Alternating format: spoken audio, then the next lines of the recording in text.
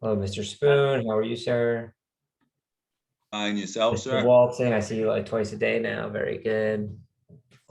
And Mr. Walton, I feel like you get all this and much more, but great to see you, of course. We're going to have an event at Dave Briggs School coming up in July. I'm not July, June 25th and 26th. I forget, where's it located? North Carolina. Just Yeah, we're right outside Charlotte. I checked out some boutique hotels. You get some nice hotels there. There's quite a few, because it's where we are in Concord. The big draw, or at least used to be, is the Charlotte Motor Speedway, Mhm. and then that Z-Max drag strip that's like 2 miles from here. Yeah, nice. So there's gazillions of hotels. Mr. Brenner, I kind of mentioned this group. We used to do the old 5-15, coming up with 5 marketing ideas at the 15th of the month for the Yes, following sir. month. And a lot of people haven't done anything besides Facebook and their website for, a year and 3 months. I had a couple of clients do something for Mother's Day where they did, not like in the past where they gave flowers and things like that, but they gave like a complimentary month of classes for the moms. And so I thought you and I could do some brainstorming. I know you and Mike could do a lot of marketing, and we have Father's Day coming up and in the school and a couple other things. And just thought that'd be a great topic for today. Yeah, absolutely. I think a lot of our schools did flowers this year. We still did the flowers for Mother's Day, and a bunch of stuff. But yeah, we have Sensei Michael can probably share his screen. But like in general for the Father's Day stuff, I think like 2 things have to happen. I think a lot of the dads, it should have started months ago with the idea of the dad should want to be the instructors on some level, right? Like as far as like health and fitness and the way they control the kids, like the dad should be like, man, this, like, they should think of the instructors as cool, right? Like if the instructor is kind of like unkept and out of shape and doesn't speak very well, like they don't want to be you. I think so, kind of all starts in the very, very beginning that they want to be you. And then Sensei Michael, again, will share a bunch of different things, but at the end of the day, I think 2 things need to happen.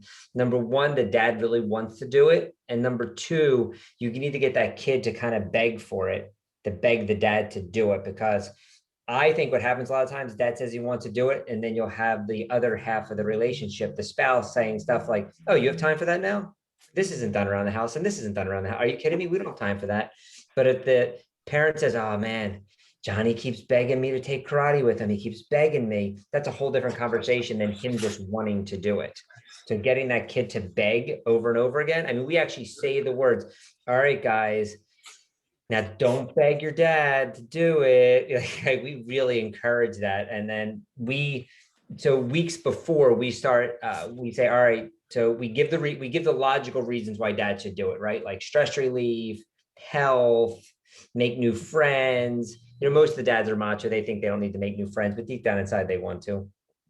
And then we say this like in front of the kids. The kids are in front of us and the parents are behind them.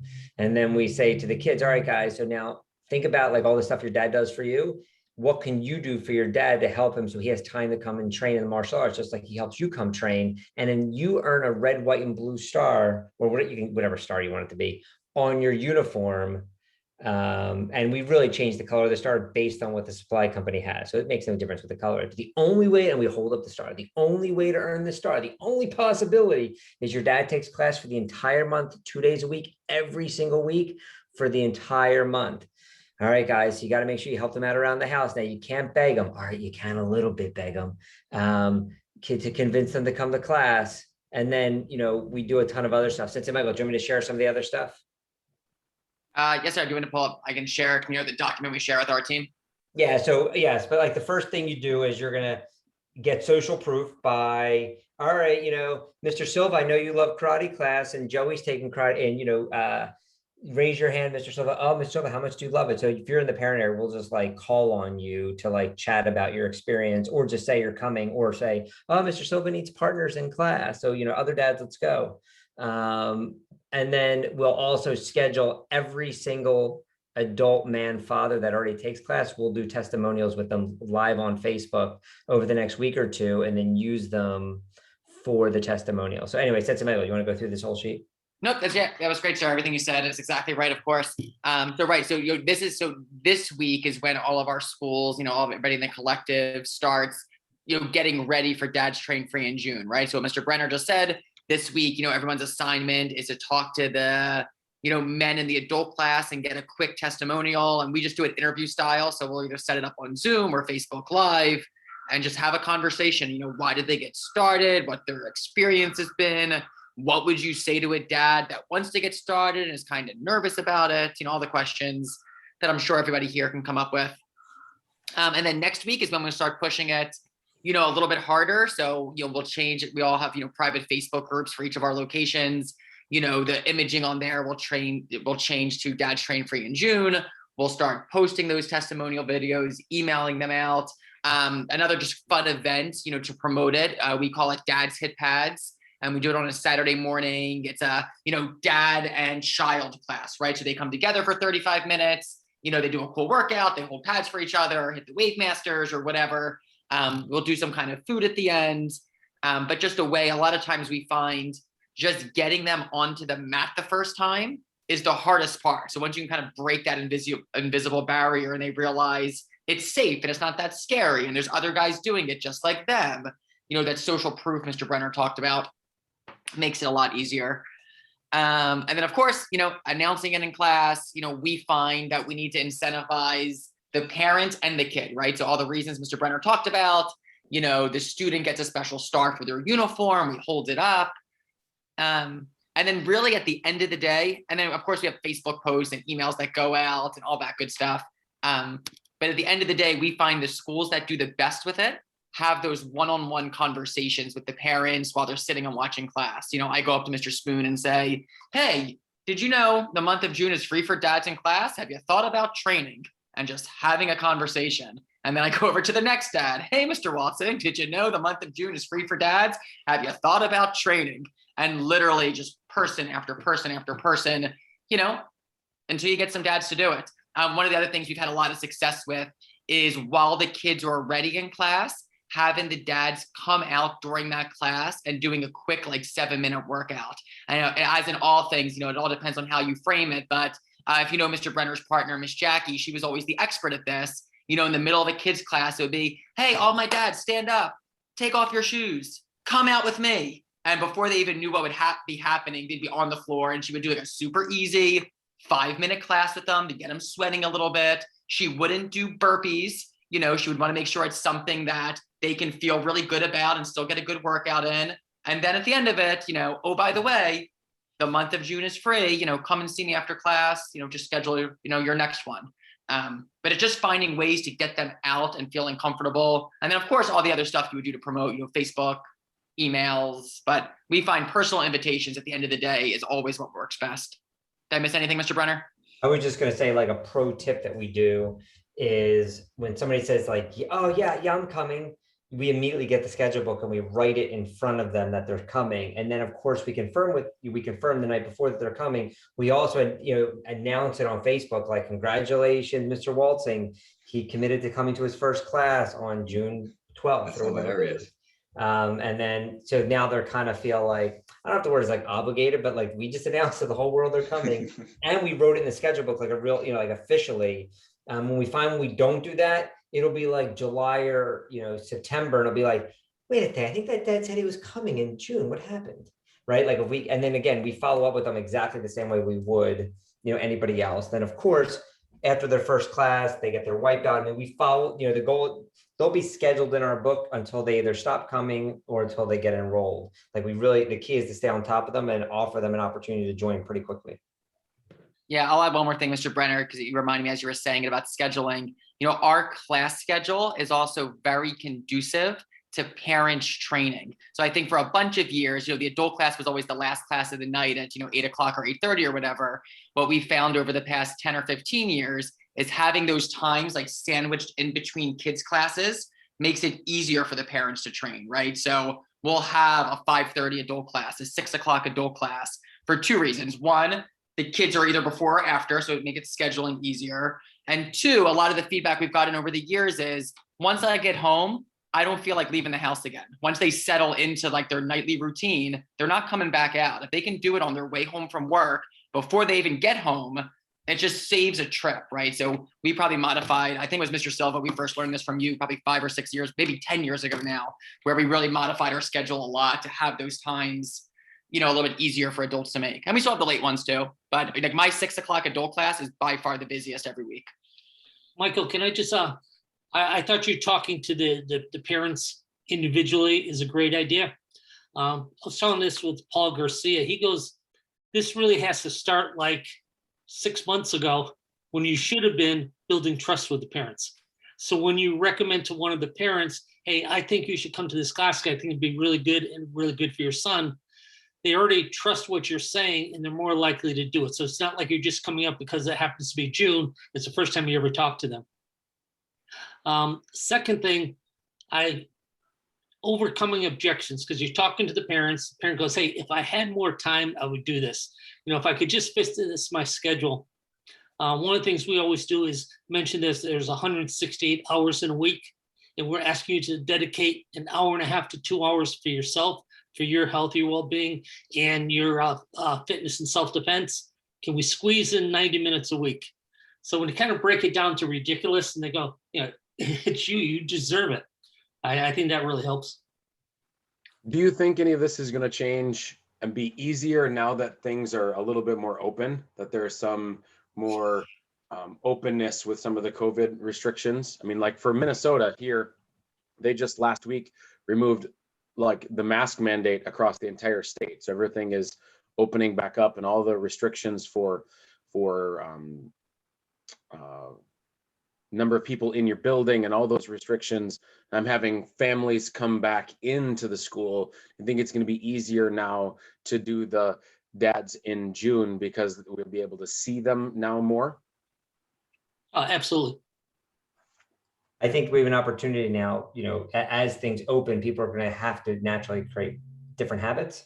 And if we can get them to create martial arts as their habit, then, you know, life for us is going to be super, super good. And Mr. Silva spoke about creating a rapport 6 months ago, right? The best time to create rapport was 6 months ago, but the second best time is today.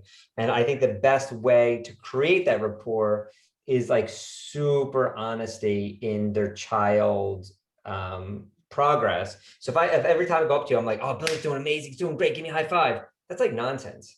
Right? Like, but if I'm like, all right, I really like the way his push-ups are going, but every single time I come up with something that he's got to work on, I really need to work on this chamber for this kick. Right? I really want to see like better posture. So I want you to like constantly remind him to pull his shoulders back or whatever, like whatever that kid needs, that I think creates better rapport. And that parent's like, you really notice my child, not great job, great job, great job, great job. So I think sometimes we're afraid that we're going to say something, the parent's going to be offended. I think it's the extreme opposite. We have got to be honest with them about their progress. And by the way, no matter, you know, even, you know, back when I was running the school full time, we'd have these amazing demo team kids that were like super athletic. No matter what would happen, those kids failed everything the first time. No matter what would happen, like literally I'd be thinking, oh my God, they're so good, like in the back of my head. But when they were doing their kata, I'd be like, I wouldn't cross my arms probably during class, but I would be like, it's got to get a little better, you know, do it tomorrow. It's got to I just need to say a little more snap. Like I would say whatever, like, because, and they would try harder tomorrow, right? And it would just make them a little bit better. So I think that's what we need to do to build rapport is find ways to improve them. So that covers one of the ideas. What else do you have us for June? I know some of my private clients, what I'm having them do is a schools out party. Last time they're going to have a chance to invite their school friends into the martial arts school. So it's like a schools out buddy bash. That seems to work really good. And it's a good way to lead into some type of summer program. Hey, if you still want to see your buddy all through summertime, you know, we do have this type of program for you. So it leads into something. I think that's awesome. So Michael, what else do we have? I feel like, and you're definitely right. Like the website and Facebook pretty much are covering everybody and everybody's having these record months, but it is important. I 100% agree to remember. So for us, the other things that we're doing is since things are opening is we're going back to like visiting the library, calling daycare centers, like people that are going to let us back in, that already have our clients and they're going to let us back in.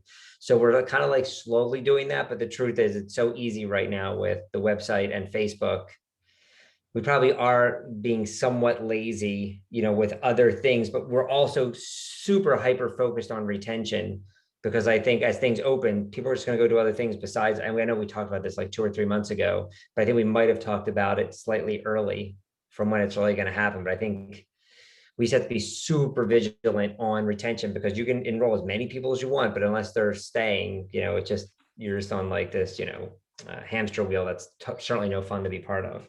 So one of your big things, if not number one, that you talk about is connection. And when you do events like this Buddy Bash, that's a way for them to connect with other students and bring their friends in. Having the fathers train with the kids, and we are marketing to get more family members, but it's also increasing our connection with those families. Yep, 100%. I'll share just 2 other things that we discussed at our meeting yesterday and today. So we programmed this in after our belt testing week. So last week for us was belt testing. So the week after is always what we call Share the Martial Arts Week, where they can just bring a friend to class. And the reason we program it that way is because it's always tough when they bring a friend, like on review week, right? Because all the curriculum, everybody already knows, and you have like this new kid trying to like catch up. This week, everything started brand new. So it's an easy time for a friend to be there. Now, that being said, I was talking to one of our new collective schools this morning whose pipeline was a little bit small. And I was like, I don't care when your testing is. Next week is Share the Martial Arts Week. Like, you just need some people in the building. So congratulations, it's next week for you. And then the second thing, and I think we just forget this, we were talking about our pipeline today, because Tuesdays is always like our enrollment and marketing meeting, just asking our students for referrals and giving them an opportunity to bring somebody. And I think sometimes like we're scared to ask, but what we reminded everybody today is if you're proud of what you do and you believe what you do makes a difference, it would be selfish not to ask. Like, if we really believe this is going to make an impact, it would be selfish for me not to let you bring your friend to it. Like, I'm doing you a disservice. So literally just asking. And one of the ways we program that in is most of our schools now, every Saturday, they schedule a block of time for a group intro. So it's just, 11:30 on Saturday morning. It's always sitting there, whether 1 kid shows up or 10 kids shows up, doesn't matter. It's just an intro lesson. But when you have that conversation, it gives you something to invite them to. So it's, hey, Mr. Silva, da-da-da-da-da-da. Oh, by the way, any of Shawnee's friends, been asking about martial arts? And if they say yes, hey, we have a free class on Saturday. Do you want me to give you do you want to give me their information? I'll invite them. Or do you want to invite them? And just asking. And my guess is if all of us on the call today asked 5 people for referrals, you'd get some referrals tonight. We're just scared to ask. I liked it that week following graduation. We used to call that celebration week. I would ask them to invite their friends in for celebration week, because during celebration week, we are going to give out some awards. This is what we announce our student of the month. We would give out perfect attendance awards, any type of awards I could do. So we do out of 45 minutes, like a 20-minute class, give awards out for 5 minutes. Then we would have cookies and soft drinks, just so we have a little celebration party. And during that celebration party, that was when you're trying to talk to the guests and build rapport with the guests. Not try to sign them up, just get them to think this is the coolest place in town.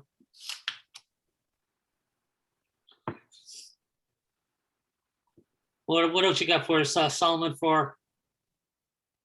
What about demo team? I mean, demo teams really haven't practiced probably together, or they haven't gone out and do demos in a while.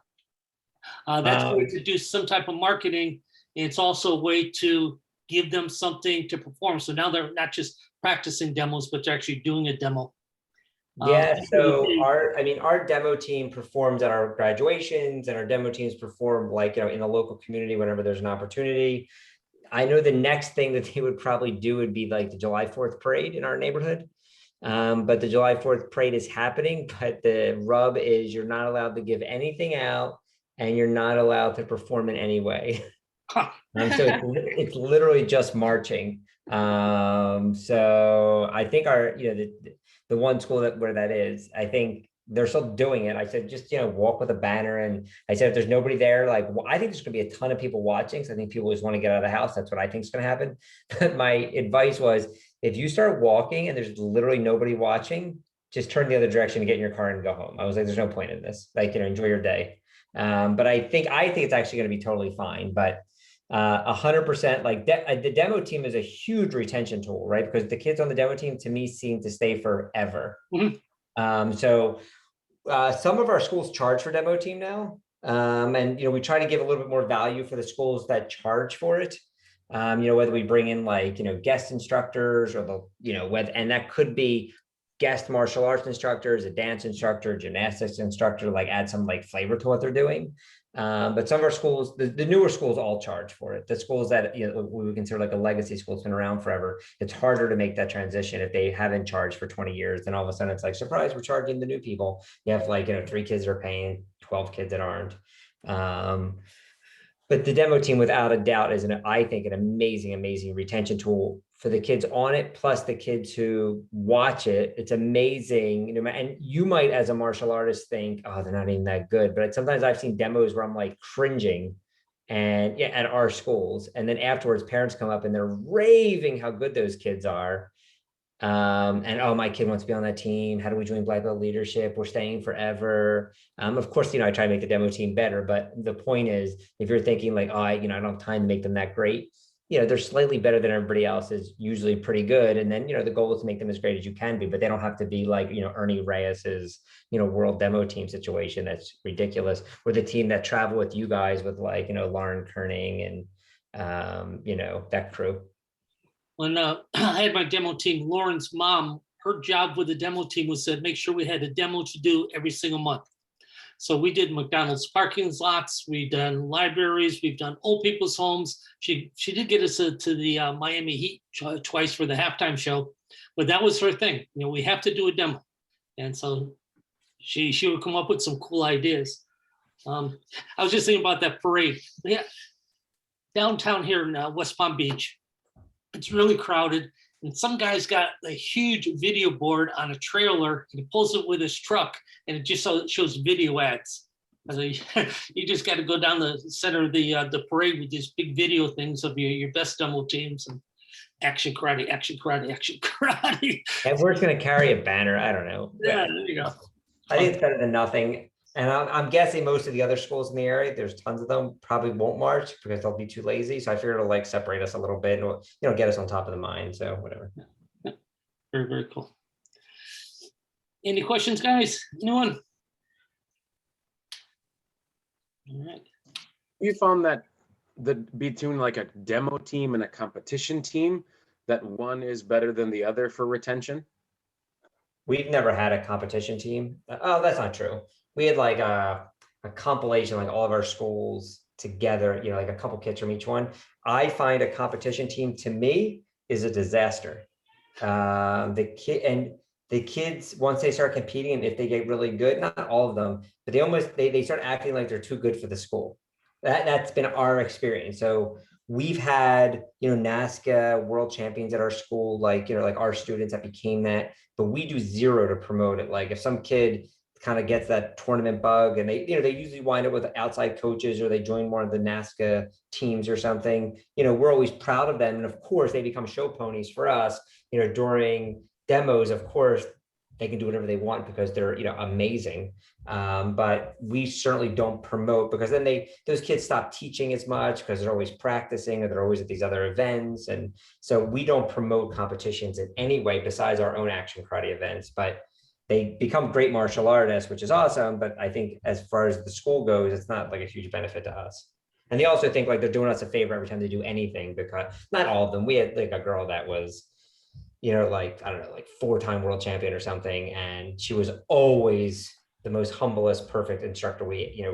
Amazing. But we've had others that get like they went to 2 tournaments and now they think, they're like Team Paul Mitchell, the greatest person on the planet. One last thing. We talked about schools doing this for dads and kids, but I know that we have a lot of adult schools that are going to be watching this video. I went up to Rock Hill Build School one time and he was having a punch and lunch. And so it was a class and they were all learning how to do a left hook, I believe. John Hackelman's videos, he's got how to throw a left hook like 15 different ways. So people come in learning to do that. And then he had a garage door in the back of his school, opened it up and they had a barbecue. So this was all just Krav Maga guys bringing in their friends that want to do Krav Maga. And it was a good hard workout. They were throwing left hooks and then having some burgers and ribs. And so that's one way you can get it. with your adults bringing their friends if you don't have a kids school, if you want to just do some type of adult program for Father's Day. Yeah, I think I mean, the number one way to build relationships is always break bread together. So having that barbecue is spectacular. You know, anytime you can and then work out together, like you sweat and then like hang out together is spectacular. Yeah, when they just hang out, the key to that is they're going to start talking and your members are going to give testimonials. You don't have to do any selling. They're going to say, hey, you got to do this. 2 weeks ago, we did this technique or we did this technique. I'm feeling so much better. You just have to ask questions and they'll sell the program all day for you. I totally agree. Yes, sir. Good job, guys. Thank you, Mr. Brenner. Mr. St. John. Thank you. Everyone back Thank to you. work. Self-promotion. Enjoy. Thank you. Thank you, sir. Thanks, guys, for coming. Thanks, Mr. Silva.